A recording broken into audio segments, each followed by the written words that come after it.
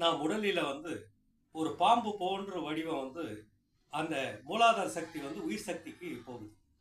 அதை தான் சித்தர்கள் ஒரு விநாயகர் பெருமானை கண்டுபிடித்தார்கள். அதை ஓவியமாக வரைய சொன்னாங்க.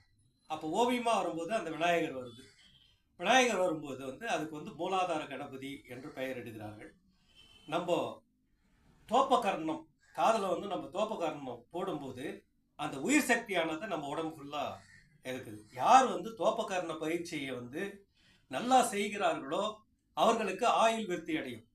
நம்ம உடலில் இருக்க அந்த மூலாதார சக்தியினுடைய அந்த சக்திகள் எல்லாம் உடம்புக்கு பெருகும். இது குழந்தைகளுக்கு கற்றுக் கொடுங்கள். நீங்களும் டெய்லி ஒரு 7 முறை செய்து பாருங்கள். உங்கள் ஆயுளே நீட்டிக்கூடிய சக்தி சித்தர்கள் சொல்லியிருக்கிறார்கள். இதை வாழ்க்கையிலே பயன்படுத்தி கொள்ளுங்கள். தோப்பகரண பயிற்சி நமக்கு முக்கியம். இதை செய்து பாருங்கள். உங்கள் வாழ்க்கை சுகம்